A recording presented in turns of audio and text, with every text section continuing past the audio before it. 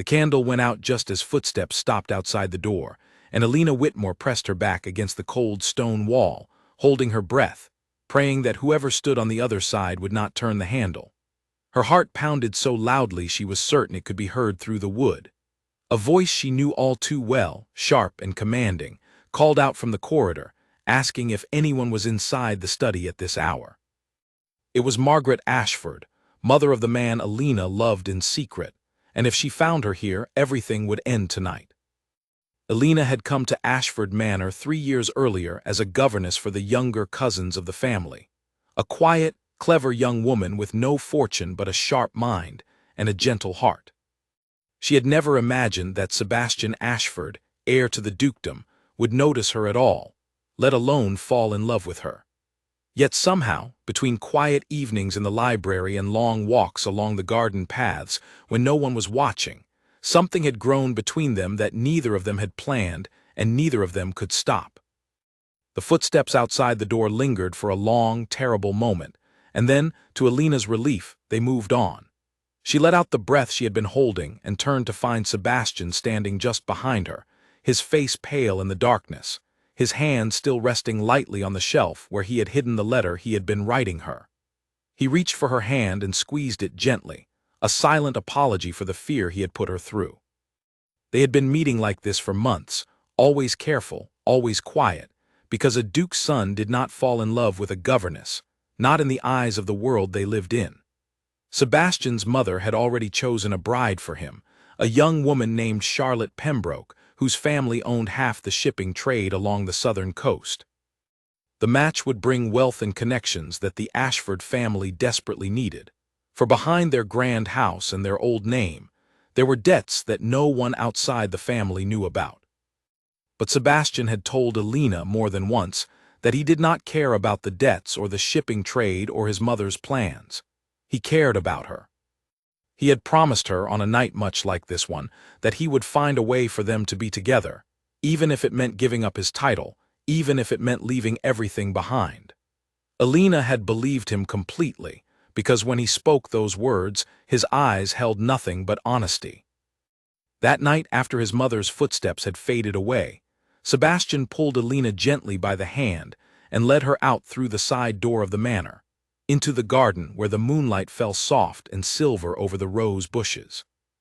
They sat together on the old stone bench near the fountain, the same bench where they had first spoken more than a year ago, when Alina had come outside to escape the noise of a dinner party and Sebastian had followed, curious about the governess who read poetry alone under the stars.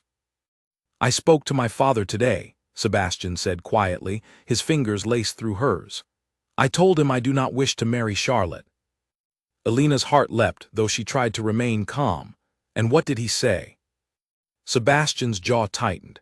"He said the matter was already settled, that the engagement would be announced within the month whether I agreed or not." He turned to face her fully, his eyes fierce with determination. "But I will not let that happen, Alina. I promise you I will find a way."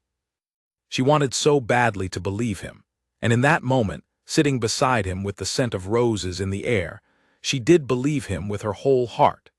She did not yet know that promises made under moonlight are sometimes the hardest ones to keep, especially when the weight of an entire family's future rests on a single decision.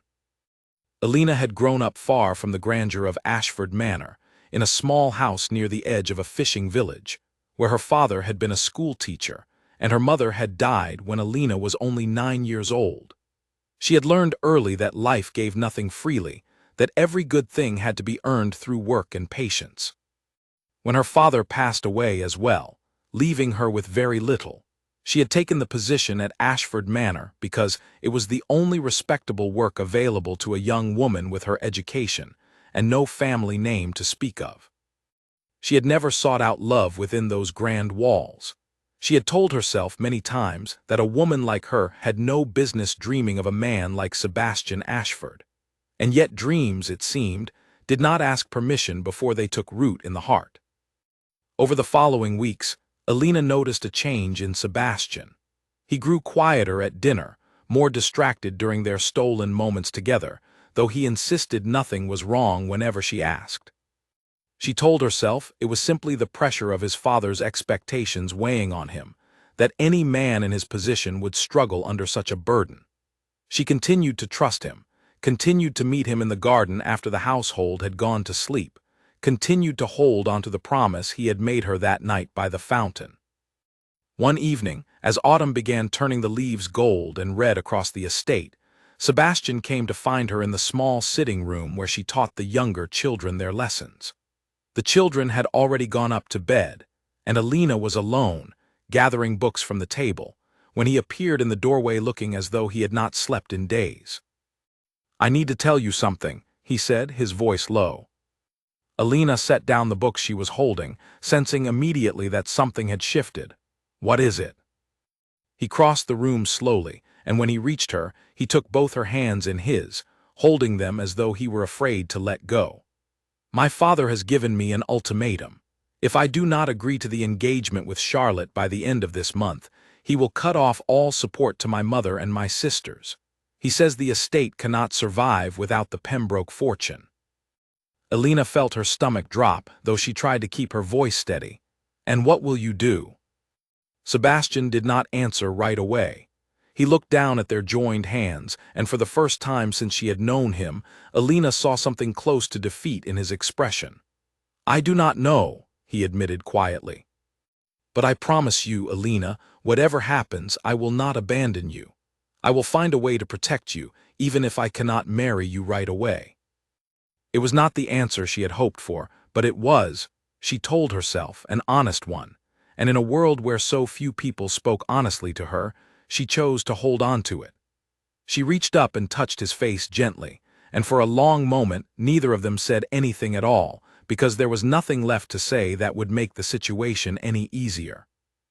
Winter came early that year, bringing sharp winds and frost that settled over the gardens where they used to walk. Alina continued her duties, teaching the children their letters and their numbers, attending to the small tasks expected of her, all while carrying a secret that grew heavier with each passing week. She had begun to suspect, though she had not yet confirmed it, that she was carrying Sebastian's child. The thought filled her with both joy and terror in equal measure, because she knew what such a discovery would mean for a woman in her position, unmarried and without a family name to shield her. She wanted to tell Sebastian, wanted to see his face when he learned they might soon have a child together. But something held her back, a quiet instinct warning her to wait, to be certain first. And perhaps, though she did not want to admit it even to herself, a small fear that had begun creeping into her heart about whether he would keep his promises when the moment truly came to choose between her and everything else. Meanwhile, whispers had begun moving through the household staff, quiet conversations that stopped abruptly whenever Alina entered a room. She caught fragments of words here and there, an announcement, a formal dinner, a date being set. Her hands trembled slightly one afternoon as she overheard two maids discussing preparations for an engagement celebration, though they quickly fell silent and busied themselves with their work when they noticed her standing in the hallway. That evening she sought out Sebastian in the library, where he often retreated after long days spent in meetings with his father. She found him standing by the window, staring out at the frozen gardens, his shoulders tense beneath his fine coat. "Is it true?" she asked, closing the door softly behind her. "Has a date been set?" Sebastian turned to face her, and the guilt written plainly across his features told her everything before he even opened his mouth to speak. "Alina, please, let me explain." "When?" she pressed, her voice barely above a whisper, though it carried the weight of everything she had been holding inside for weeks. 3 weeks from now," he said quietly. "The engagement dinner will be held here at the manor.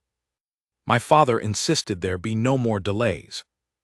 Alina felt as though the floor beneath her had tilted slightly, though she forced herself to remain standing, forced herself to keep her composure even as her chest tightened with something close to panic. "And what of your promise to me?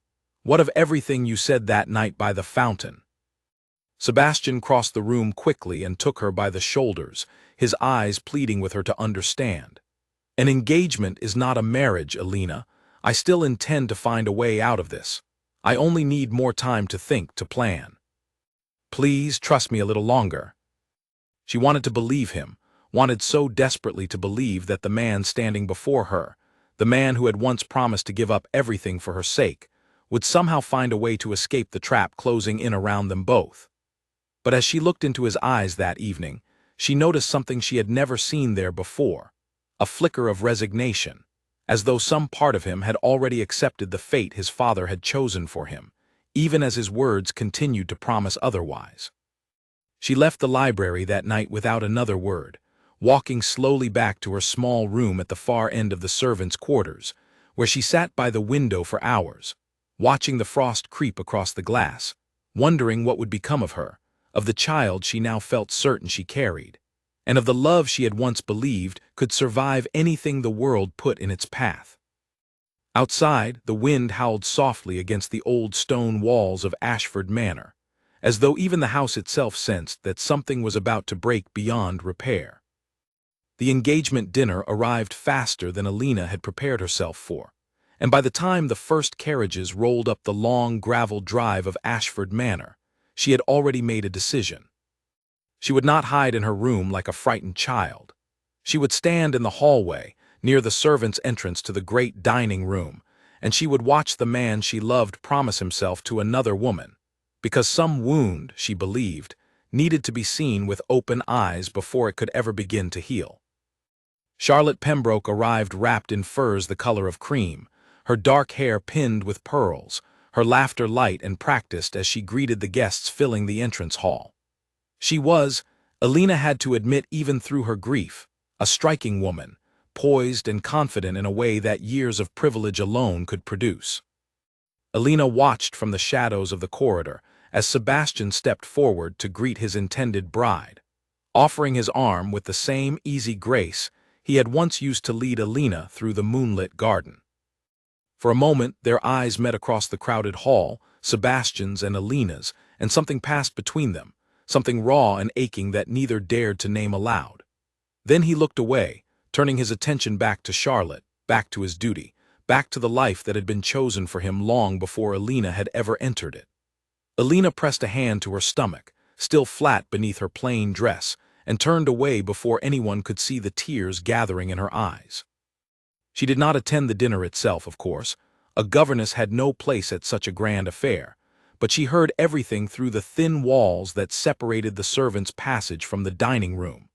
She heard the Duke rise and offer a toast to his son's happiness. She heard Charlotte's family laugh warmly at some joke made in Sebastian's honor. She heard, most painfully of all, Sebastian's own voice, steady and clear, accepting his role as though he had never once whispered promises of a different future into Alina's ear beneath the stars. Later that night, long after the guests had departed and the house had finally settled into silence, Sebastian came to find her.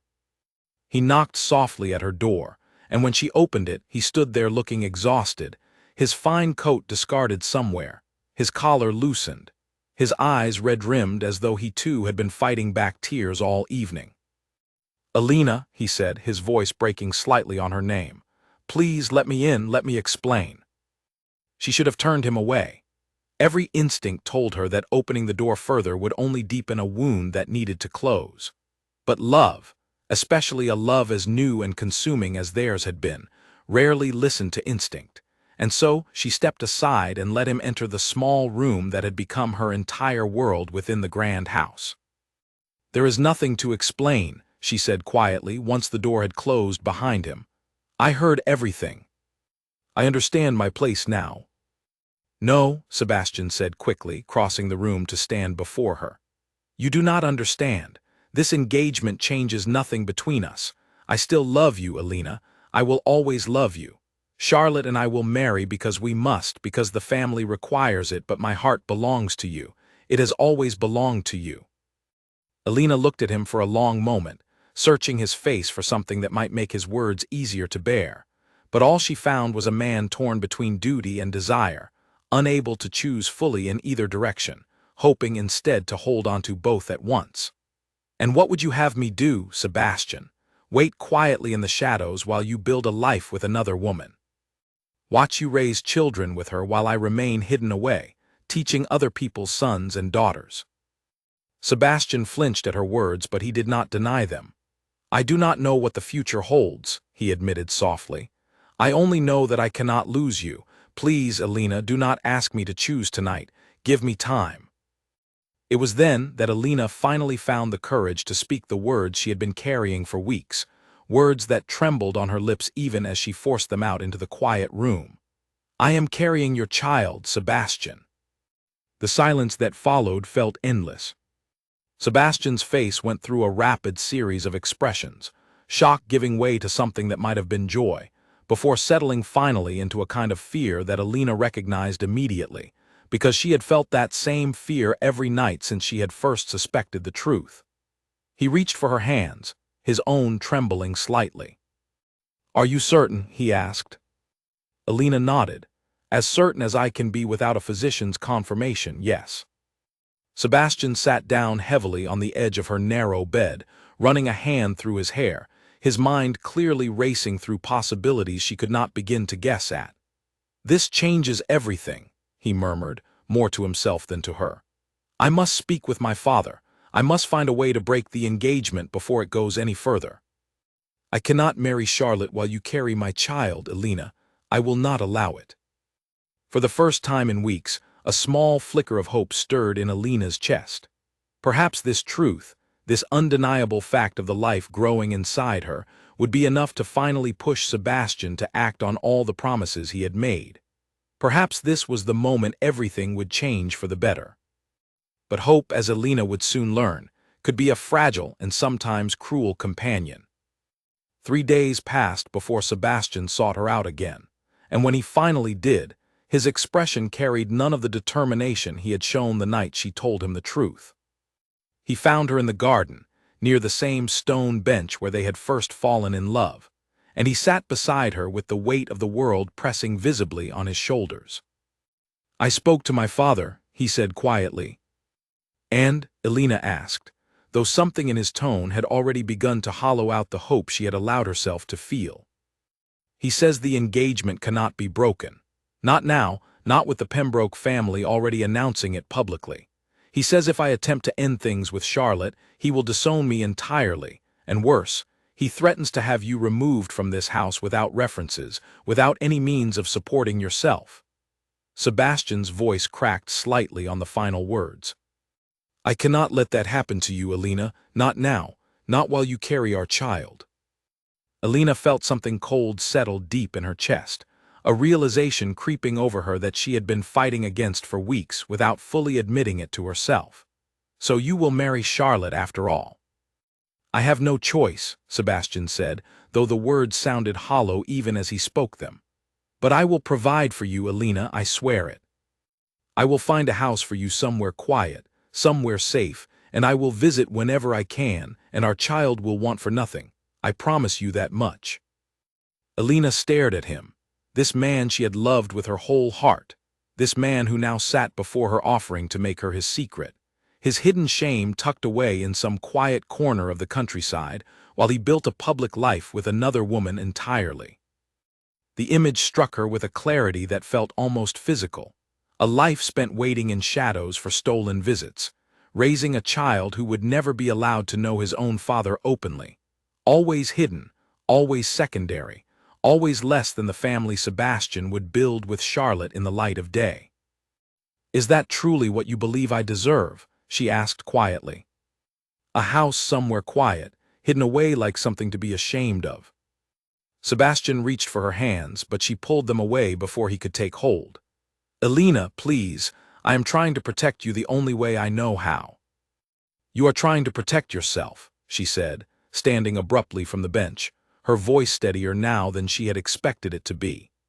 "You are trying to keep both lives, the one your family demands and the one your heart claims to want, without ever having to sacrifice anything for either one." "That is not fair," Sebastian said, rising as well, his frustration beginning to show through his exhaustion. "You know I have no power here. My father controls everything, the estate, the family name, our very survival. What would you have me do?" Alina looked at him for a long, silent moment, and in that moment, something inside her that had been holding on, hoping, waiting, finally began to let go. "I would have you choose Sebastian. Truly choose once and for all instead of trying to hold on to everything at the cost of everyone who loves you. She turned and walked away from him then, back toward the house, leaving him standing alone beside the stone bench where they had once dreamed of a future together beneath a sky full of stars. He did not follow her, and later, she would wonder whether that silence, that failure to chase after her even then, told her everything she truly needed to know about the choice he had already made, long before he ever spoke the words aloud. The following weeks passed in a strange, quiet haze for Alina. She continued her duties with the children, continued rising each morning and performing every task expected of her, all while carrying a secret that had grown from a private hope into a heavy, aching certainty. Sebastian attempted to speak with her several times, always in hushed tones, always with promises of a house, of money, of quiet visits when circumstances allowed. Each time, Alina listened politely and said very little in return, because she had begun, slowly and painfully, to understand that no amount of pleading would change the fundamental truth standing between them. The wedding date was set for early spring, only 2 months away. Preparations began filling every corner of Ashford Manor, and Alina found herself surrounded daily by reminders of the life Sebastian would soon build without her. Fabric samples for Charlotte's gown spread across tables in the sitting room, discussions of flowers and music drifting through open doorways, the entire household humming with an excitement that felt, to Alina, like a slow and steady form of grief. One evening, unable to bear another moment within those walls, Alina sought out Grace, one of the few servants at the manor who had shown her genuine kindness over the years, a warm-hearted woman who worked in the kitchens and had, on more than one occasion, covered for Alina's absences during her secret meetings with Sebastian, without ever asking too many questions. Alina found her in the small pantry off the kitchen, sorting through jars of preserves in the flickering candlelight. "Grace," Alina said quietly, closing the door behind her, "I need your help with something, and I need you to promise me you will tell no one." Grace set down the jar she had been holding and turned to face her, concern immediately clouding her expression at the sight of Alina's pale, drawn face. "Whatever is the matter, dear? You look as though you have not slept in days." Alina took a steadying breath, and then, in a voice barely above a whisper, she told Grace everything: the child she carried, the wedding drawing ever closer, the quiet house Sebastian had offered her as though she were something to be tucked away and forgotten between his more important obligations. Grace listened without interruption, her weathered face growing more troubled with each word, until finally Alina reached the reason she had sought her out that evening. "I cannot stay here, Grace. Not through the wedding, not after. I need to leave this place, and I need to do it quietly, without anyone at the manor knowing where I have gone." Grace was silent for a long moment, studying Alina's face in the dim candlelight. "You mean to disappear," she said finally, not a question but a quiet statement of understanding. "Yes," Alina said, her voice steady now, steadier than it had been in weeks. "I have thought of nothing else since that night in the garden. I will not raise my child as a secret, hidden away, always waiting for a man who has already chosen another life over ours. My son or daughter deserves better than that, and so I have decided, do I." Grace reached out and took Alina's hands in her own, her expression softening into something fierce and protective. "Then I will help you however I can, my dear. I have a sister in the north, in a town far from here, near the coast. She runs a small shop and has spoken often of needing help. It is honest work, and it is far enough away that no one from this house would ever think to look for you there." Tears filled Alina's eyes then, tears of relief and grief and fear all tangled together, and for the first time in weeks, she allowed herself to cry openly, held gently by a woman who owed her nothing yet offered her everything a frightened, heartbroken young woman could need in that moment: a plan, a place to go, and the quiet promise that she would not have to face what came next entirely alone. The wheels of the cart hit a rut in the road, and Alina gripped the wooden seat tightly, her knuckles white, her eyes fixed on the dark shapes of trees rushing past in the moonlight. Behind her, Ashford Manor grew smaller and smaller in the distance, its windows still lit with the glow of candles from a household that did not yet know one of its own had slipped away into the night. Her heart hammered against her ribs with every jolt of the cart, half from the cold, half from the fear that at any moment she might hear hoofbeats behind her, someone sent to bring her back before she could disappear entirely. Grace had arranged everything with a speed and quiet efficiency that still amazed Alina even now.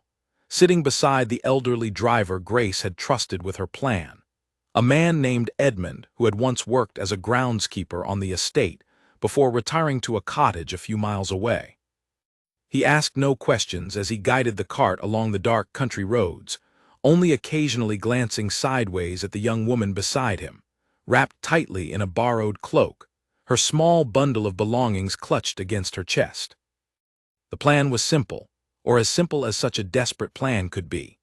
Edmund would take her as far as the crossroads town of Marlow, nearly a full day's journey from Ashford Manor, where she would board the northbound coach that traveled twice weekly toward the coast. From there, she would make her way to the small fishing town where Grace's sister lived, a place called Havenport, far enough removed from the world of dukes and grand estates that no one would ever think to search for a missing governess there. Alina had left everything behind that night, save for a small collection of clothes, a modest amount of money she had saved over her years of service, and a single letter addressed to no one in particular, tucked into her bag, words she had written in the final hour before her departure but had not yet found the courage to decide whether she would ever send. In it she had poured out every feeling she could not say aloud to Sebastian's face, every hope that had died, every fear for the child she now carried alone into an uncertain future. The journey to Marlow took nearly 6 hours, the cart rattling along frozen roads beneath a sky heavy with the promise of snow. Alina said little during the ride, her mind consumed with 1,000 fears. What if someone at the manor noticed her absence before morning? What if Sebastian came looking for her the moment he realized she was gone? What if the child growing inside her suffered from the cold and the strain of such a difficult journey? She pressed a hand against her stomach more than once during those long hours, whispering silent promises to the life she carried, promises that she would protect them both no matter what it cost her. They arrived in Marlow just as the first gray light of dawn began creeping over the horizon, the small town still quiet, its shops not yet opened, only a handful of early risers moving through the frosty streets. Edmund helped her down from the cart outside the coaching inn where the northbound service departed, and for a moment the old man hesitated before finally speaking. "Grace tells me you were treated poorly at that house," he said gruffly, not quite meeting her eyes. "Whatever troubles follow you, miss, I hope you find peace where you are headed." Alina thanked him with a trembling voice, pressing a few coins into his hand despite his protests, and then she watched as he climbed back onto the cart and disappeared back down the road toward the life she had just left behind forever.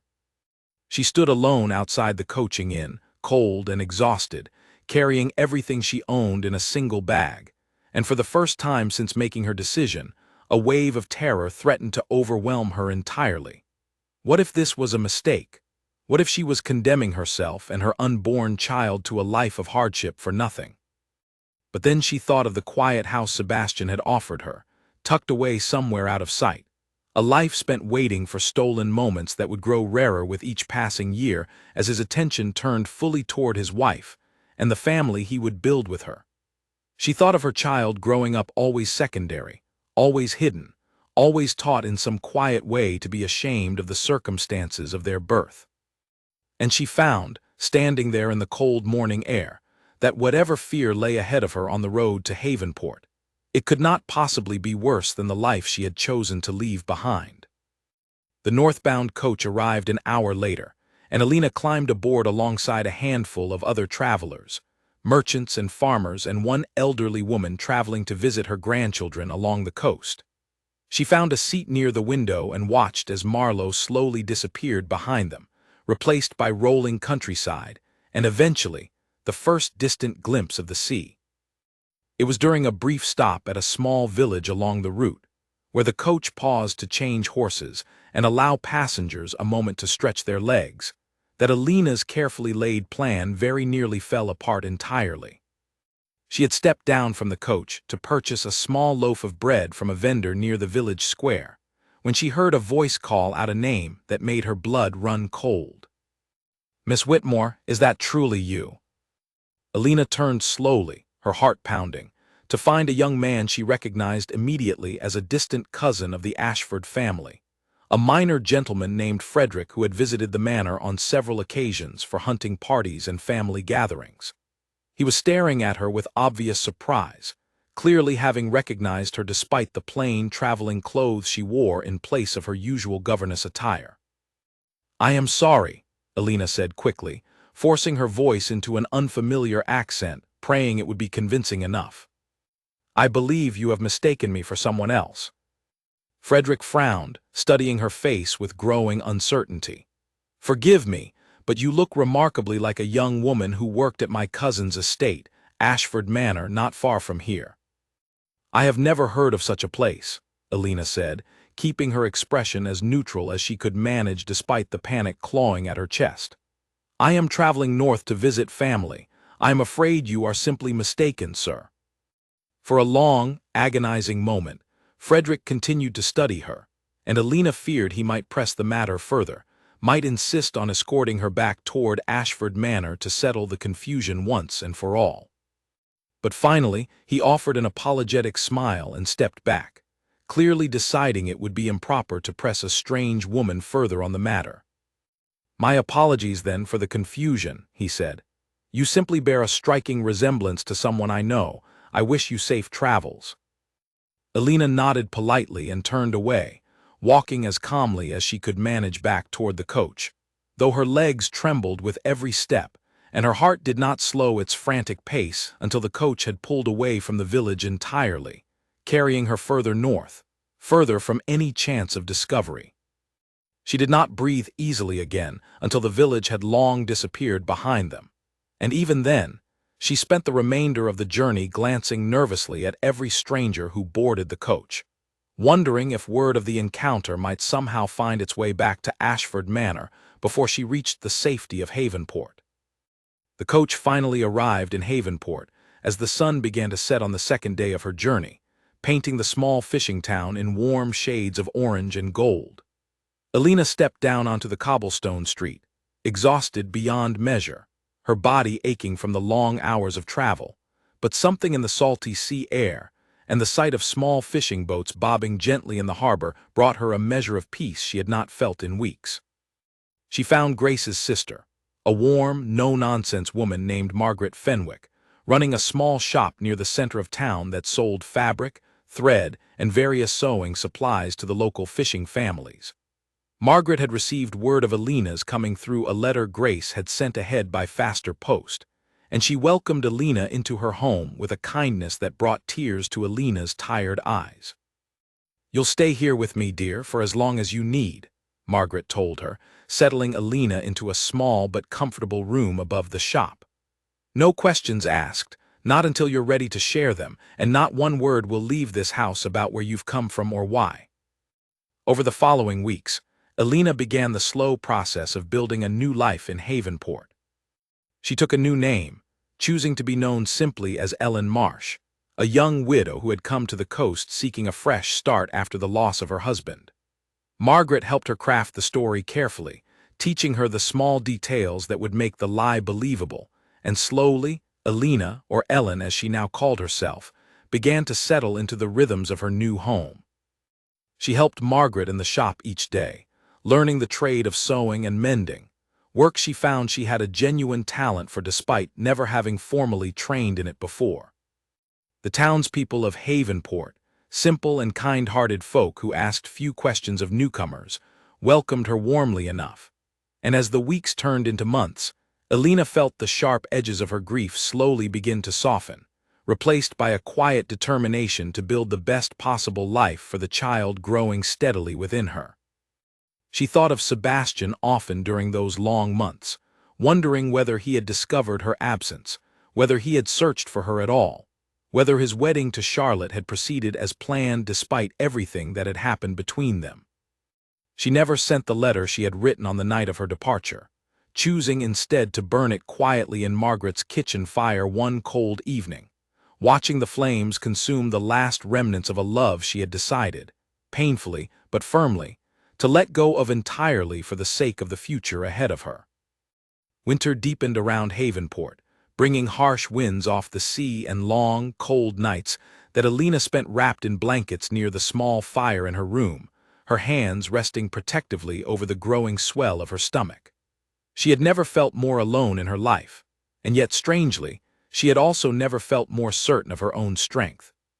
She had chosen this path with open eyes, had walked away from everything familiar rather than accept a life of hidden shame, and whatever hardships still lay ahead of her, she faced them now with a quiet resolve that surprised even herself. Spring finally arrived, bringing warmer winds and the first signs of new growth along the coastal cliffs surrounding Havenport, and it was on a bright morning in early April, nearly 6 months after she had fled Ashford Manor in the dead of night, that Alina felt the first pains that told her the child she had carried through so much hardship was finally ready to enter the world. A sharp knock rattled the shop door before dawn had fully broken, and Alina, now 7 years into her life as Ellen Marsh, nearly dropped the bolt of fabric she had been folding at the sound. Unexpected visitors before opening hours rarely brought good news in a small town like Havenport, and something in the urgency of the knocking sent a familiar prickle of unease down her spine, the same instinct that had never fully left her since the night she fled Ashford Manor all those years ago. She set down her work and moved quickly toward the door, only to find it was merely young Thomas Baker from down the lane, breathless and grinning, come to fetch her because her son Julian had fallen while racing another boy along the harbor wall, and needed someone to look at a scraped knee that, according to Thomas, was bleeding rather dramatically for such a small injury. Alina felt the tension drain from her shoulders as relief washed over her, and she quickly grabbed her shawl before hurrying out into the cool morning air after the boy. She found Julian sitting on an overturned crate near the harbor, surrounded by a small crowd of concerned friends, holding his knee with far more drama than the modest scrape actually warranted. At 6 years old, Julian had grown into a bright, curious child with dark hair that always seemed slightly unruly no matter how often Alina tried to tame it, and eyes so strikingly familiar that they occasionally caught her off guard even now, years after his birth, a sharp gray-blue that reminded her, whether she wished it to or not, of a man she had spent years trying to forget. "It hurts terribly, Mama," Julian announced with the theatrical seriousness only a young child could muster, though his grin betrayed him the moment she knelt beside him and began examining the wound. "I can see that," Alina said, fighting back a smile as she gently cleaned the scrape with the edge of her shawl. "Though I suspect you will survive to race Thomas again tomorrow." The other children laughed, and Julian's dramatic pout dissolved quickly into laughter as well, and Alina felt, as she often did in these ordinary moments, a fierce and overwhelming gratitude for the life they had built together in this small coastal town. It had not been an easy 7 years. Margaret Fenwick had passed away 3 winters ago from a lingering illness, leaving Alina the shop in her will, a gift that had secured their financial stability, but had also left Alina to run the business entirely on her own while raising a young son. The work was demanding, the hours long, and there were nights when exhaustion pressed so heavily on her that she could barely keep her eyes open long enough to finish the day's mending. But there had also been countless moments of quiet joy, evenings spent teaching Julian his letters by candlelight, Sunday afternoons walking along the cliffs above the harbor, while he chased seabirds and asked endless questions about the world, the warmth of a community that had, over the years, come to accept her and her son as simply another family among the many that called Havenport home. She had built something real here, something entirely her own, free from the shadows of the life she had left behind at Ashford Manor. She still thought of Sebastian occasionally, though the sharp ache that once accompanied those memories had softened over the years into something more like a distant bruise, tender only when pressed directly. She had never told Julian the full truth of his father, only that his father had been a man from her past who was unable to be part of their lives, A simplified story that satisfied his childish curiosity for now, though she knew the day would come when he would ask more difficult questions. Questions she was not yet certain how she would answer.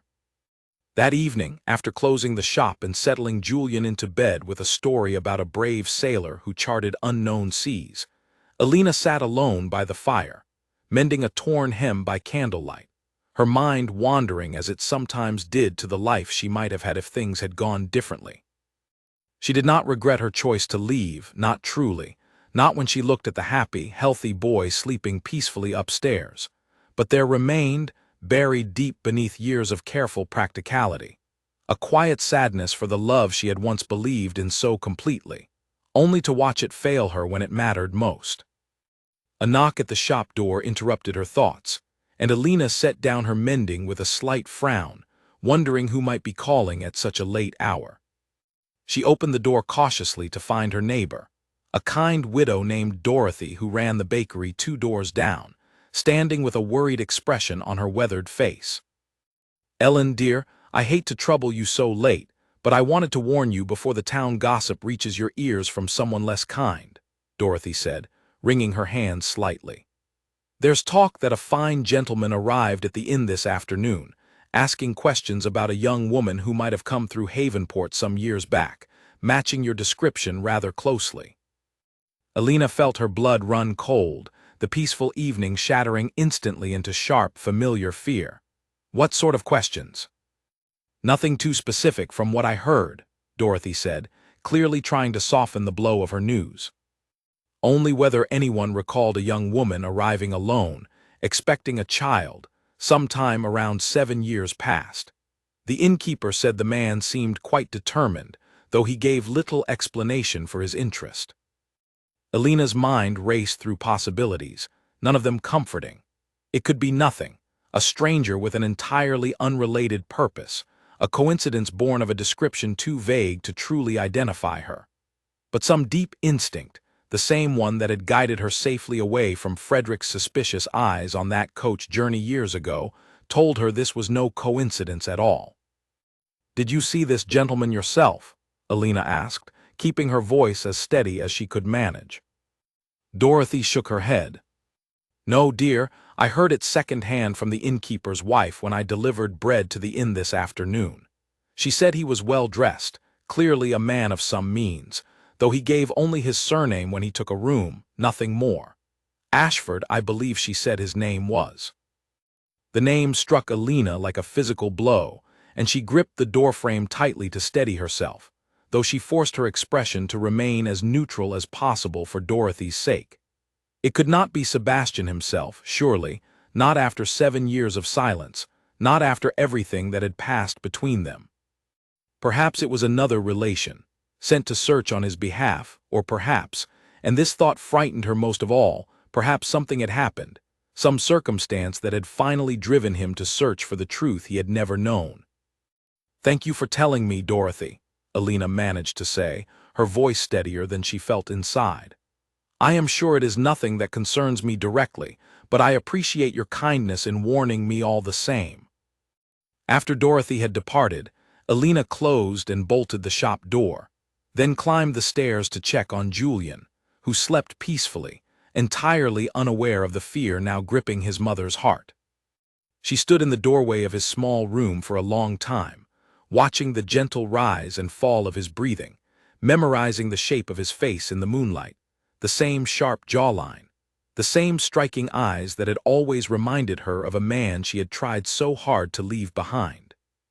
She did not sleep well that night, her mind turning over every possibility, every plan she might need to enact if the stranger asking questions truly did have some connection to the Ashford family. Should she flee again, pack their belongings and disappear further north before anyone came knocking at her own door? Or was she simply allowing old fears to overwhelm her judgment, jumping to conclusions based on nothing more than a shared surname and a coincidental timeline? By morning, exhausted from a sleepless night of worry, Alina made her decision. She would remain in Havenport for now, would continue her ordinary routines, would keep a careful, watchful eye on any strangers passing through town. But she would not uproot Julian's entire life based on fear alone. not until she had more concrete reason to believe the danger she sensed was real rather than imagined. She opened the shop as usual that morning, greeting customers with her practiced calm, all while her eyes flickered constantly toward the door each time the bell above it chimed, half expecting to see a familiar face from her past step through the entrance and unravel the careful life she had spent 7 years building. But the day passed uneventfully, customers coming and going with their ordinary requests for thread and fabric, no strangers appearing to disrupt the quiet rhythm of her existence. By evening, when Julian returned from his afternoon of play looking tired and happy in the way only a child who had spent hours running along the harbor could look, Alina allowed herself to breathe a little easier, though the unease Dorothy's warning had planted in her heart did not fully disappear. She tucked Julian into bed that night with an extra long embrace, breathing in the familiar scent of salt air and childhood that clung to his dark hair, silently promising herself, as she had promised herself countless times over the years, that whatever came next, she would protect this child with everything she had, no matter the cost. Days passed into a week, and then 2, with no further sign of the mysterious gentleman who had asked questions at the inn. Alina began cautiously to relax her guard, telling herself that whoever he had been, whatever his purpose, he had apparently moved on without finding what, or who, he had been searching for. Life in Havenport continued its familiar rhythm, the shop bell chiming with regular customers, Julian growing another inch taller it seemed with each passing week, the ordinary comforting routine of a life she had fought so hard to build for the two of them. She did not know, could not have known, that fate was already conspiring to bring her carefully constructed world crashing back into contact with the past she had spent 7 years trying to outrun, and that the quiet peace of Havenport's harbor was about to be disturbed in ways far more permanent than a stranger's passing questions at a village inn.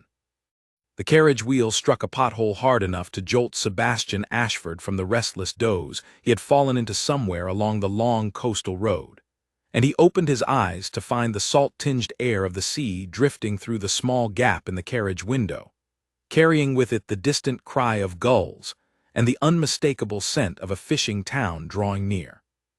He had traveled 3 days to reach this remote stretch of coastline, further than he had ever ventured for a matter of business, though the true purpose of his journey had little to do with the shipping contracts he carried in the leather case beside him.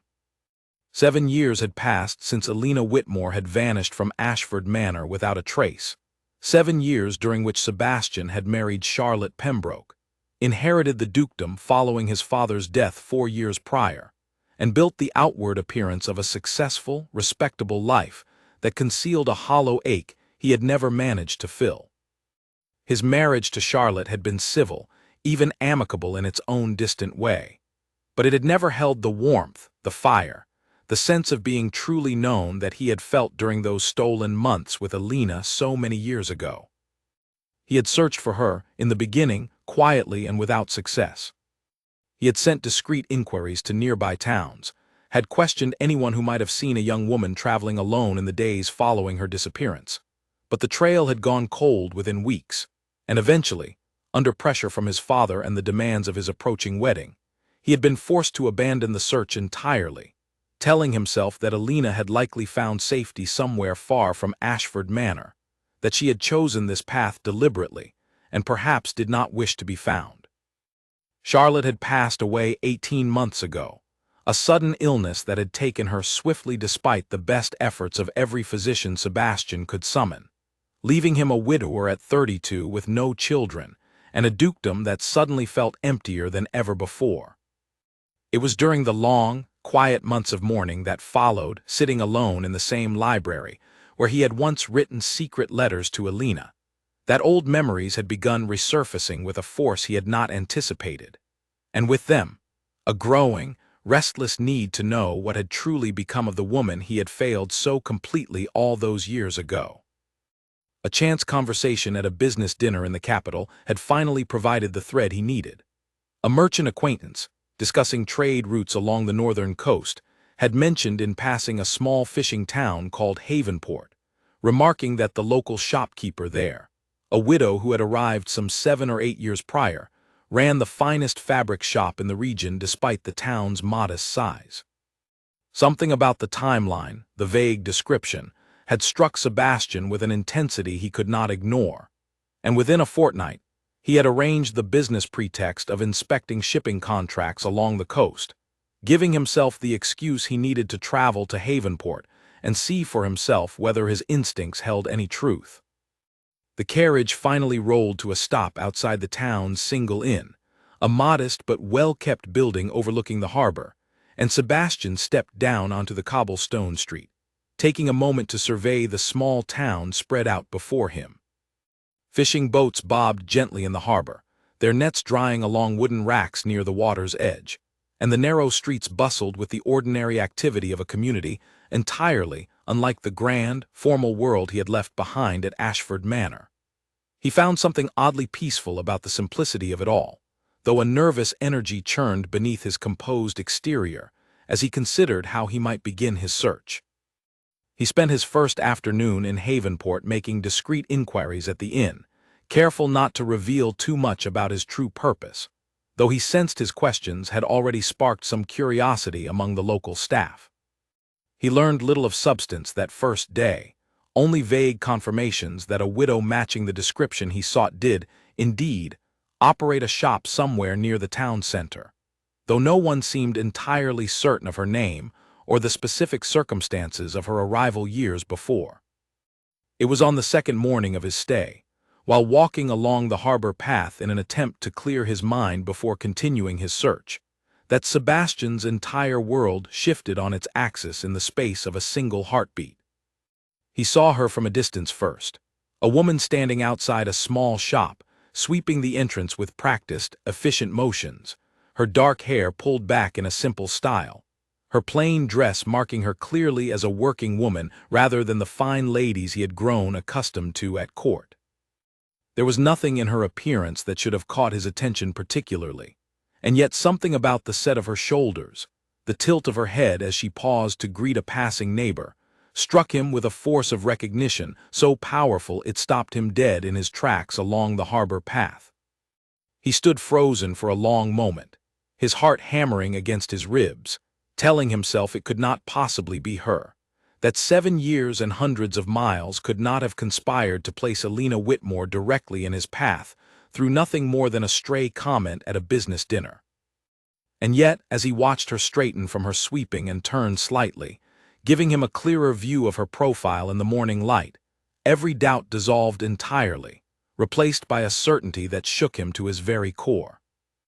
It was Alina, older now, her face carrying the quiet weight of years he had not shared with her, but unmistakably, undeniably Alina, standing not 30 yards from where he stood rooted to the spot, his breath caught somewhere deep in his chest. Before he could decide how to approach her, before he could even fully process the reality of what he was seeing, a small boy came bursting out of the shop behind her, laughing brightly as he chased after a stray dog that had apparently wandered too close to a basket of fish set out by a neighboring stall. Alina called out to the boy with gentle exasperation, reaching out to catch his arm before he could tumble into the harbor water, and as she pulled him back to safety, the boy turned his face toward her, laughing, and Sebastian caught his first clear glimpse of the child's features. The world seemed to tilt beneath Sebastian's feet. The boy could not have been more than 6 or 7 years old, with dark hair and a build that already hinted at the height he would grow into. But it was his eyes, sharp and gray-blue, so achingly familiar, so unmistakably a mirror of Sebastian's own eyes reflected back at him across the distance of the harbor path, that sent a wave of shock crashing through him with the force of a physical blow. He did the mathematics instinctively, desperately, his mind racing through the months and years since Alina's disappearance. 7 years. A child of 6 or 7 years old. The timeline fit with a precision that left no room for doubt, no possibility of coincidence or mistaken identity. This boy, laughing brightly in the morning sunlight along the Havenport harbor, was his son. Sebastian's legs carried him forward before his mind had fully caught up with the decision, drawn as though by some force beyond his own control, toward the small shop where Alina had returned to her sweeping, apparently unaware of the man approaching from across the street, unaware that the past she had spent 7 years fleeing had finally, inevitably, found its way back into her life. He stopped a short distance away, close enough now to see the fine lines that had formed at the corners of her eyes, evidence of years of hard work and worry that had not touched her during the softer, more sheltered days of her time at Ashford Manor. She looked up then, perhaps sensing his presence, perhaps simply glancing up from habit to check the street before returning inside, and their eyes met across the narrow distance separating them. Sebastian watched every emotion pass across her face in rapid succession, confusion giving way to disbelief, disbelief crumbling into a raw, unguarded shock that mirrored precisely what he himself was feeling in that suspended moment. The broom slipped from her fingers, clattering unnoticed against the cobblestones, as she stood frozen, staring at the man she had not seen in 7 long years, the man whose son now played happily just a few feet away, entirely unaware that his father stood watching him for the very first time in his young life. "Sebastian," Elena whispered, her voice barely audible over the sound of the gulls crying above the harbor, though he heard it as clearly as if she had shouted it across the entire town. Neither of them moved for a long moment, the weight of 7 years of separation, of unanswered questions, of a love that had been shattered and buried but perhaps never fully extinguished, hanging thick in the salty morning air between them. Then Julian's laughter rang out again from somewhere nearby, breaking the spell, and Elena's expression shifted rapidly from shock into something fiercer, something protective, as she instinctively turned to locate her son, positioning herself, whether consciously or not, in a way that placed herself between Sebastian and the child playing along the harbor's edge. "What are you doing here?" she asked, her voice tight with a mixture of emotions Sebastian could not fully untangle, fear and anger and something else beneath it all that might have been, despite everything, a flicker of the old warmth she had once felt for him. Sebastian took a hesitant step closer, his eyes drifting once more toward the boy who had now paused in his play to watch the tense exchange between the strange man and his mother with open, curious eyes. "Elena, please. I only recently learned there was a possibility you might be here. I needed to know if it was true." "If what was true?" Elena asked sharply, though the tremor in her voice betrayed the fear beneath her defiance. Sebastian's gaze moved once more, unable to help itself, toward the boy standing several feet away, his small hand now clutching the fabric of his mother's skirt as he sensed, with the instinctive awareness children often possess, that something significant and unsettling was unfolding before him. "Whether it was true," Sebastian said quietly, his voice thick with an emotion he could barely contain, "that I have a son I never knew existed." The silence that fell over the harbor in that moment felt absolute, broken only by the distant cry of gulls and the gentle lapping of water against the wooden hulls of the fishing boats, as Elena stood frozen before the man she had spent 7 years trying to forget, her carefully constructed world, the quiet life she had built for herself and her son through years of hard work and determination, suddenly hanging in the balance of whatever words came next. "You should not be here," Elena said, her voice shaking now despite her best efforts to steady it, one hand still resting protectively on Julian's shoulder as the boy looked up at her with growing confusion, sensing the tension in her grip. "Please, Sebastian, whatever you have come to say, this is not the place." A small crowd of curious neighbors had begun to gather at a respectful distance, drawn by the raised voices and the sight of a finely dressed stranger standing before their beloved shopkeeper, and Elena felt the weight of their attention pressing against her already fraying composure. She needed to get Julian away from this street, away from prying eyes and overheard words that could unravel the careful story she had spent years constructing for her son's protection. "Come inside," she said finally, her voice tight with barely controlled emotion, gesturing toward the shop door with a hand that trembled visibly despite her efforts to appear calm.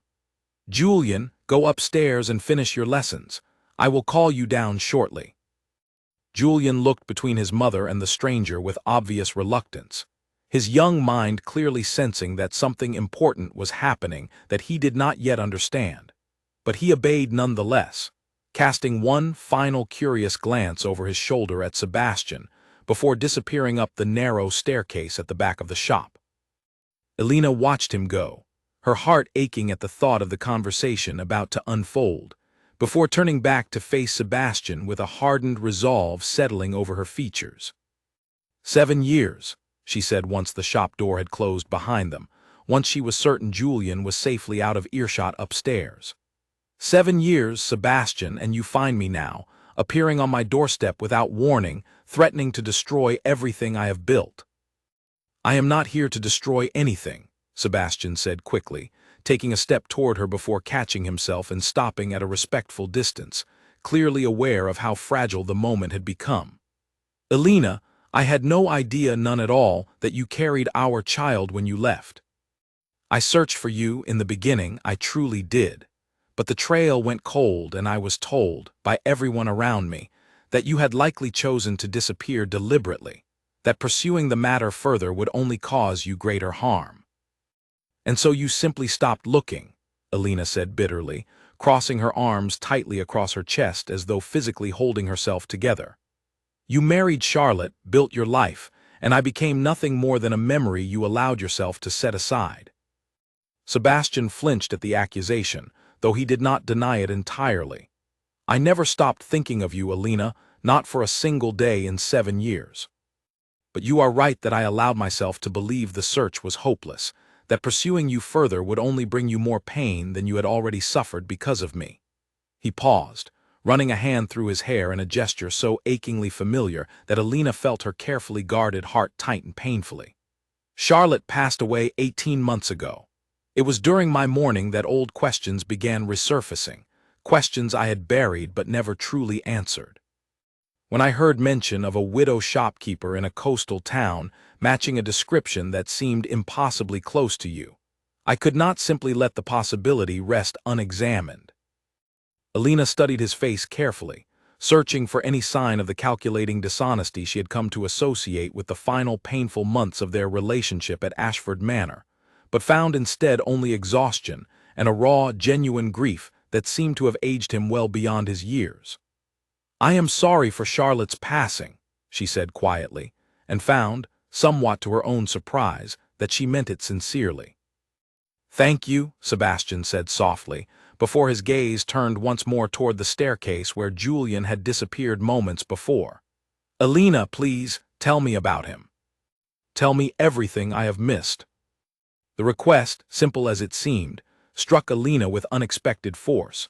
7 years of a life lived entirely without this man now compressed into a single desperate plea for understanding. She moved slowly to sit on the small bench near the shop counter, gesturing for Sebastian to take the seat opposite her. And for the first time since his sudden appearance on the harbor path, she allowed herself to truly consider what honesty, full and complete honesty, might mean for both of them now.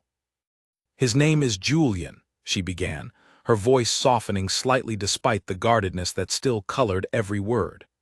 He was born in early spring, 7 years ago, not long after I arrived in Havenport.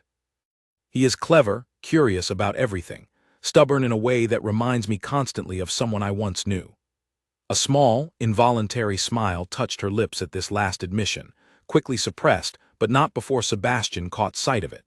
He loves the sea, spends every free moment he can along the harbor, and he has recently developed a fascination with maps and faraway places that I suspect he inherited from neither of his parents directly. Sebastian listened with an intensity that bordered on desperation, hanging onto every detail as though trying to compress 7 years of absence into a single conversation. Does he know of me? Of his father, I mean. Elena hesitated, choosing her words carefully. He knows only that his father was a man I once loved, someone who could not be part of our lives due to circumstances beyond either of our control. I have never spoken his ill of you directly to Julian, Sebastian, whatever bitterness I have carried. I made a choice long ago that he should not inherit that burden. Something in Sebastian's expression crumpled slightly at this admission, a mixture of gratitude and renewed guilt washing visibly across his features. You protected him even from the worst of what I did, he said quietly. Even now, after everything, you continue to shield him from unnecessary pain. "He is my son," Alina said simply, though the words carried a weight and finality that left no room for misunderstanding. "Protecting him has been the entire purpose of my life these past 7 years, Sebastian. I will not allow anything, or anyone, including you, to disrupt the stability and safety I have worked so hard to build for him." "I understand," Sebastian said quickly, leaning forward slightly in his earnestness. "I do not wish to disrupt his life, Alina, truly I do not. But surely you must understand my need to know him, to be part of his life in whatever way you might allow, however small that role might need to be at first." Alina studied him for a long moment, weighing 7 years of hurt against the genuine desperation she saw etched across his face, the same face that had once promised her a future together beneath a moonlit sky, the same face that had ultimately chosen duty over love when it had mattered most. "I need time, Sebastian," she said finally. "Time to think, time to decide what is truly best for Julian, not simply what might ease your own guilt or grief." "Take whatever time you need," Sebastian said quickly, nodding earnestly. "I will remain in Havenport for as long as necessary. I will not press you, Alina, I promise you that much, but please, do not shut me out entirely. Not now, not when I have finally found what I never knew I had lost." Before Alina could respond further, soft footsteps sounded on the staircase, and both adults turned to find Julian standing at the bottom of the stairs, having apparently grown too curious to remain patiently upstairs any longer, his sharp eyes moving between his mother and the stranger with open, unguarded curiosity. "Mama," Julian said, his young voice carrying clearly through the quiet shop, "who is this man? Why does he look at me the way you sometimes look at the sea, like he is trying to remember something he has lost?" The observation, delivered with the startling honesty only a child could manage, struck both adults into stunned silence for a long moment. Alina felt tears gathering unexpectedly in her eyes at her son's perceptive words, while Sebastian's own composure cracked visibly, his throat working as he struggled to find words adequate to the moment unfolding before him. Alina rose slowly from the bench and crossed to kneel beside Julian, taking his small hands gently in her own, searching his familiar face for the courage she needed to speak the truth that had waited 7 long years to be spoken aloud. "Julian," she said softly, "there is something important I need to tell you, something I should have found the right words for long before now." Julian's eyes widened slightly, sensing the gravity in his mother's tone, and he glanced once more toward Sebastian, who had risen from his seat and now stood watching the scene unfold, with an expression caught somewhere between hope and profound apprehension. "This man," Alina continued, her voice trembling slightly despite her efforts to remain steady for her son's sake, "is your father, Julian. His name is Sebastian, and he has traveled a very long way to find us." The silence that followed felt endless, stretching out across the small shop as Julian processed this revelation with the particular seriousness young children often bring to matters they do not yet fully understand, but recognize as significant.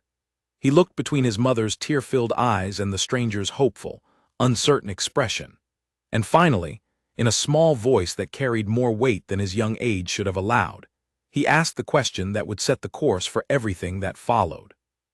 "Are you going to stay this time?" Sebastian's composure broke entirely at the boy's simple, devastating question, and he sank to one knee before his son for the first time, bringing himself to Julian's eye level, his own eyes bright with unshed tears as he answered with a solemnity that left no room for doubt. "Yes," he said, his voice thick with emotion. "I promise you, Julian, whatever it takes, however long it takes to earn your trust and your mother's forgiveness, I am not leaving again." A letter arrived at the Havenport in 3 weeks after Sebastian's promise to Julian, sealed with the unmistakable wax insignia of the Ashford family crest, and the moment Sebastian broke it open and began reading, his expression darkened into something Alina had not seen since the difficult final months of their time together at the manor so many years before. He had taken to visiting the shop nearly every afternoon since their reunion, slowly building a tentative relationship with Julian through shared walks along the harbor and quiet conversations that Alina watched from a careful distance, still cautious, still guarding her heart against a hope she was not yet ready to fully embrace. "What is it?" Alina asked, noticing the tension gathering in his shoulders as he finished reading the letter for a second time, his jaw tightening visibly. "My cousin Reginald," Sebastian said grimly, folding the letter with sharp, agitated movements. "Word has apparently reached the capital of my extended absence and my inquiries here in Havenport. He writes to inform me that certain members of the family have begun asking questions, and that rumors of an illegitimate son are already spreading through court circles faster than I would have liked."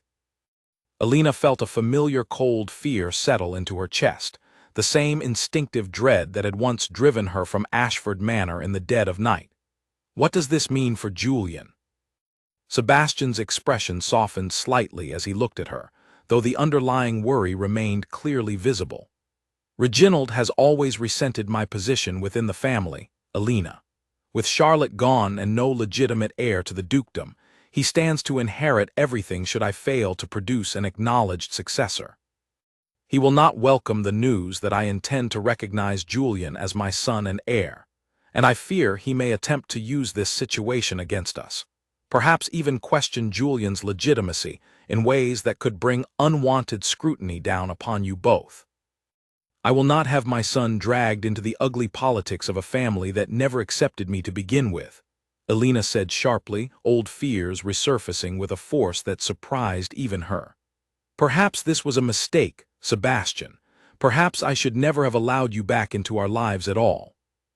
"Please, Alina," Sebastian said quickly, crossing the small distance between them with an urgency that spoke to genuine alarm. "Do not let Reginald's scheming undo what we have only just begun to rebuild. I intend to formally acknowledge Julian as my son and legal heir, publicly and without hesitation, regardless of whatever objections my extended family might raise. I have already begun consulting with lawyers in the capital to ensure his position is protected beyond any legal challenge." Alina searched his face carefully, looking for any trace of the hesitation, the willingness to bow to family pressure that had once cost her everything. "You are certain, once such a declaration is made publicly, there will be no taking it back. Julian's life and mine will be forever changed, exposed to a world of scrutiny and judgment neither of us has ever had to navigate before." "I am certain," Sebastian said firmly, taking her hands in his own with a steadiness that seemed to carry the full weight of his conviction. "I failed you once, Alina, when I allowed fear and family pressure to override what I knew, deep down, was right. I will not make that same mistake again, whatever the cost to my own comfort or standing within the family."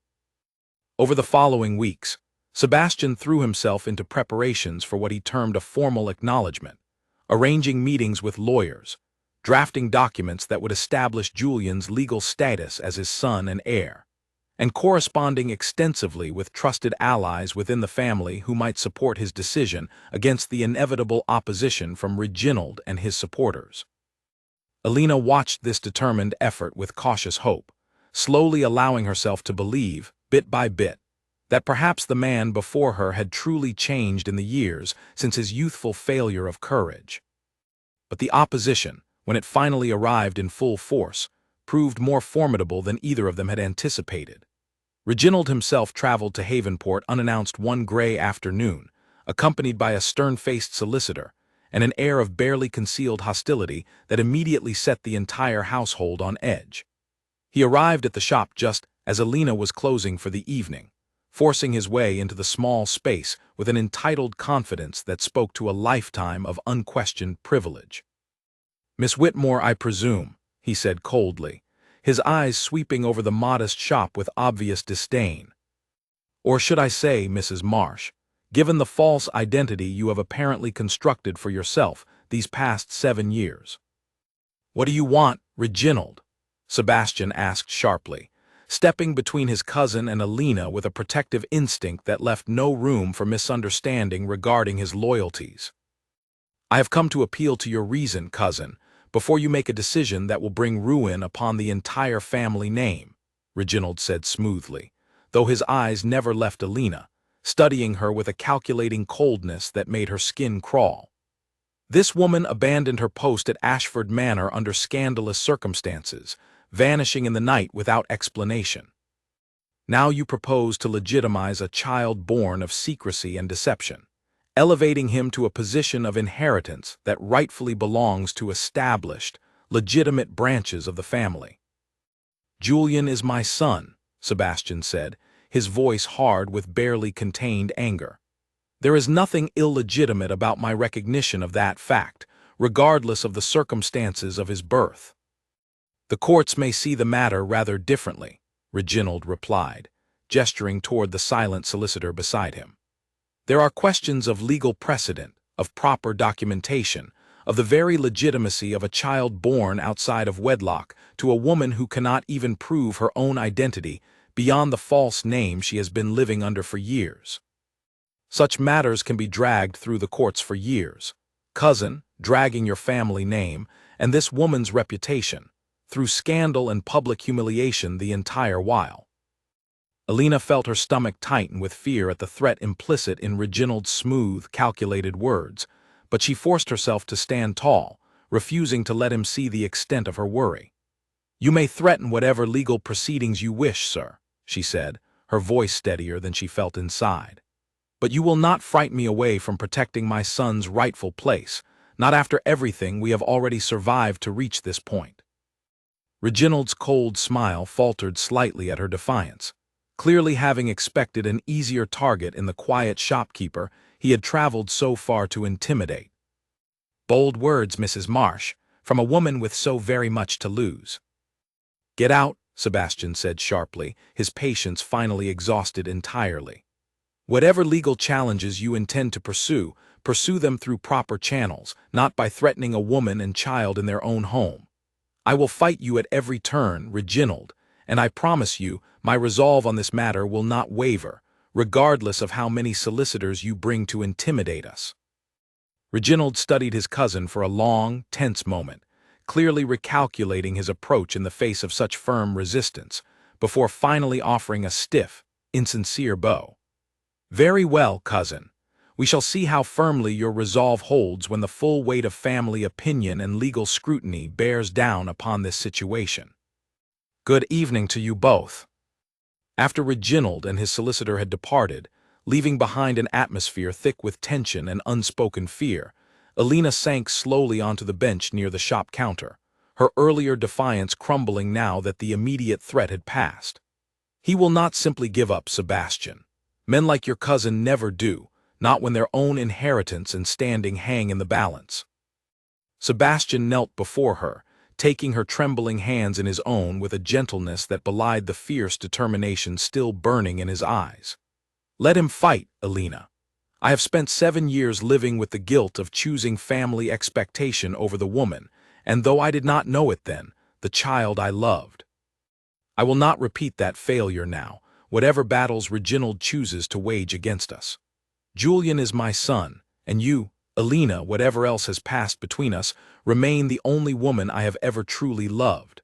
I intend to prove that to you, and to the entire world if necessary, however long it takes and whatever obstacles stand in our path." Alina looked into his eyes, searching once more for any trace of the hesitation that had once broken her heart so completely, and found instead only unwavering resolve. A man who had clearly spent 7 years reflecting on his failures, and had emerged from that reflection determined never to repeat them. For the first time since his sudden reappearance in her carefully rebuilt life, she allowed herself to lean into the comfort of his steady presence, resting her head briefly against his shoulder, as the weight of the day's confrontation finally began to ease from her exhausted body. "We will face whatever comes together, then," she said quietly, the words carrying a significance neither of them needed to name aloud. A tentative but genuine step back toward the trust that had once bound them so completely before the world had conspired to tear them apart. The grand hall of Ashford Manor had not seen such a gathering of family members and legal representatives in decades, and Alina stood just outside the tall double doors, her hands clasped tightly together to still their trembling, listening to the murmur of voices within as the assembled relatives awaited the formal proceedings that would determine Julian's future once and for all. 6 months had passed since Reginald's threatening visit to Havenport. 6 months of legal maneuvering, of depositions and document verification, of Sebastian working tirelessly alongside his lawyers to establish an unshakable case for Julian's legitimate recognition as his son and heir. Julian stood beside her now, 8 years old and dressed in a fine new suit that still felt unfamiliar against his skin, his small hand gripping hers tightly as he peered nervously through the gap in the doorway at the sea of unfamiliar faces waiting within. He had grown accustomed to Sebastian's presence over these past months, had even begun, tentatively, to call him father during their private moments together. But the prospect of facing an entire hall of judgmental relatives clearly unsettled him deeply. "You need not be afraid," Alina whispered, kneeling briefly to meet her son's worried eyes. "Your father will be there beside you, and I will be watching from just outside these doors. Whatever happens within, remember that nothing said in that room can change the truth of who you are or how deeply you are loved." Julian nodded, though his grip on her hand did not loosen, and together they waited as the final preparations were completed within the hall. Sebastian appeared moments later, having stepped out briefly to check on them, his own composure remarkably steady despite the enormous stakes riding on the proceedings about to unfold. He knelt before Julian, straightening the boy's collar with gentle, practiced movements that spoke to months of growing paternal instinct. "Are you ready?" Sebastian asked softly. Julian took a deep breath, drawing himself up to his full, if still modest, height. "Yes, father. I am ready." The proceedings that followed stretched across several tense hours, as lawyers presented documentation, as witnesses testified to the timeline of events surrounding Alina's departure from Ashford Manor and Julian's subsequent birth in Havenport, as Reginald's own legal team attempted repeatedly to cast doubt upon the legitimacy of the claims being presented. Alina sat in the gallery reserved for family members, her heart in her throat throughout, watching as Sebastian stood firm against every challenge, his testimony steady and unwavering, his devotion to both her and Julian evident in every word he spoke before the assembled relatives and legal authorities. The turning point came when Grace, now elderly but still sharp-minded, arrived unexpectedly from her retirement in the countryside, having traveled at great personal effort to provide testimony regarding the circumstances of Alina's departure all those years ago. Her account, delivered with quiet dignity, confirmed every detail of the timeline in question, leaving Reginald's legal challenges increasingly threadbare as the proceedings wore on into the late afternoon. The child's birth falls precisely within the expected timeline following Miss Whitmore's departure from this very estate, the presiding legal authority finally announced, his voice carrying clearly through the hushed hall as he reviewed the accumulated evidence one final time. Combined with the Duke's own sworn testimony and the physical resemblance noted by multiple independent witnesses, this tribunal finds no reasonable grounds to dispute the legitimacy of Julian's claim as the rightful son and heir of Sebastian Ashford, Duke of Ashford. A ripple of reaction moved through the gathered relatives, some faces registering quiet acceptance, others, particularly Reginald's, twisting with barely concealed frustration at the ruling that had just stripped away his hopes of inheritance. But Alina barely registered the reactions around her, her entire attention fixed on Sebastian and Julian standing together at the front of the hall, father and son finally, officially, undeniably recognized before the entire assembled family and the wider world beyond these walls. Sebastian turned then, his eyes searching the gallery until they found Alina's, and the look that passed between them carried 7 years of grief, of hope, of a love that had survived betrayal and separation, and finally, against all odds, found its way back toward something resembling redemption. He extended his hand toward her, a silent invitation, and Alina rose from her seat, making her way down through the hall until she stood beside him, beside their son, before the entire gathered family that had once conspired to keep them apart. "There is one more matter I wish to address before this gathering concludes," Sebastian announced, his voice carrying clearly through the hall as he turned to face the assembled relatives directly.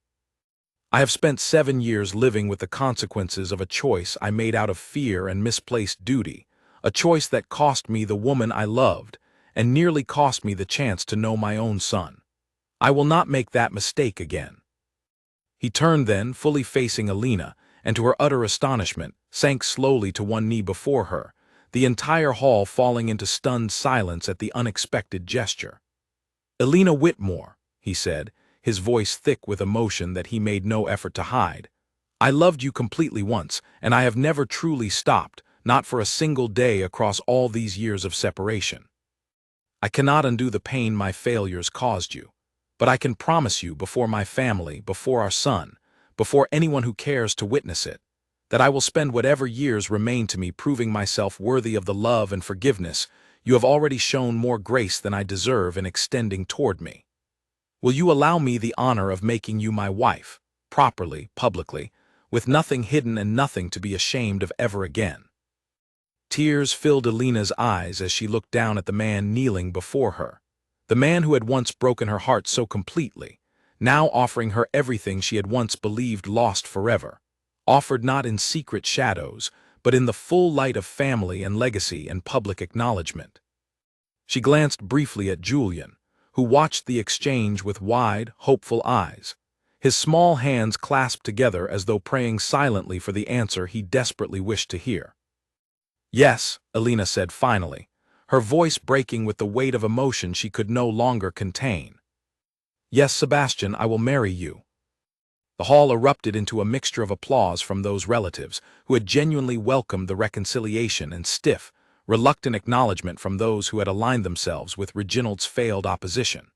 But Alina barely noticed the varied reactions surrounding her, entirely consumed by the joy of the moment as Sebastian rose to his feet and pulled both her and Julian into a tight embrace, the three of them finally united as the family they had always been meant to become. 7 long years after fate and fear had first conspired to tear them apart. In the weeks that followed, preparations began for a wedding unlike anything Ashford Manor had witnessed in generations, though Alina insisted, and Sebastian readily agreed, that the ceremony itself remain intimate and meaningful rather than the grand political spectacle his first marriage to Charlotte had been. They chose to hold the wedding in the very garden where they had first fallen in love so many years before, beside the stone bench near the fountain, surrounded only by those who had genuinely supported them through every difficult step of their journey back to one another. Grace attended as a guest of honor, beaming with pride at having played her own crucial role in both Alina's escape all those years ago and, ultimately, in her triumphant return.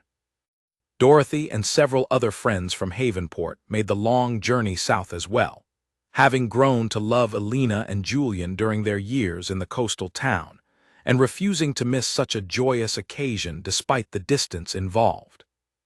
Even several of the household staff who remembered Alina fondly from her years as governess returned to witness the ceremony, their quiet approval a testament to how far she had traveled, both literally and figuratively, since the frightened young woman who had once fled through these same gardens in the dead of night. Julian stood proudly beside his father throughout the ceremony, no longer the confused, uncertain boy who had first learned the truth of his parentage on that morning in Havenport, but a confident, secure child who understood now, without any doubt, exactly where he belonged and how deeply he was loved by both parents finally united before him. When the officiant pronounced Sebastian and Alina husband and wife, the small gathered crowd erupted into genuine, heartfelt celebration, and Alina, looking out at the faces of everyone who had helped carry her through the darkest years of her life, felt a profound sense of peace settle over her heart at last. As the celebration continued into the evening, Alina found a quiet moment to slip away toward the stone bench, where everything between herself and Sebastian had first begun so many years before. She sat there alone for a few peaceful minutes, watching the sunset paint the garden in soft shades of gold and rose, reflecting on the long, difficult journey that had brought her from a frightened, betrayed young woman fleeing into an uncertain night to the confident wife and mother she had become, finally standing in the light rather than hidden in shadow, finally claiming the love and recognition she had always deserved. Sebastian found her there moments later, settling beside her on the familiar bench with a contentment that had eluded him for the better part of a decade. "Any regrets?" he asked softly, taking her hand in his own. Alina considered the question seriously for a moment, thinking of everything they had lost and everything, against all odds, they had finally managed to reclaim. "None," she said finally, leaning her head against his shoulder as the last light of the sunset faded gently into the gathering evening stars above Ashford Manor. "Every difficult step brought us here, to this moment, together at last. And truly, that has made every hardship along the way entirely worth enduring." 10 years passed, and the gardens of Ashford Manor bloomed each spring with the same roses that had once witnessed the beginning of a love story nearly destroyed by fear and duty, though now those same gardens rang with the laughter of children who had never known a moment of the hardship their parents had once endured. Julian, now 18 and preparing to take on greater responsibilities within the family estate, had grown into a thoughtful, principled young man who carried his father's sharp intelligence, alongside his mother's quiet resilience and unwavering sense of fairness toward everyone he encountered, regardless of their station in life. He had never forgotten the years spent in Havenport, often returning during summer holidays to visit Dorothy and other old friends from the fishing town that had sheltered him and his mother during those difficult early years. And he had grown into a young man deeply committed to using his eventual position as Duke to support communities like the one that had raised him, funding schools and medical care for coastal towns throughout the region with a generosity that made both his parents immensely proud. Alina and Sebastian had welcomed 2 more children into their family over the following decade, a daughter named Beatrice with her mother's gentle warmth and her father's sharp wit, and a younger son named Henry who had inherited, much to everyone's amusement, Julian's early childhood fascination with maps and faraway places. The household that had once felt hollow and dutiful under Sebastian's first marriage now overflowed with genuine warmth and laughter, transformed entirely by the love that Alina had brought back into these halls after her long years away.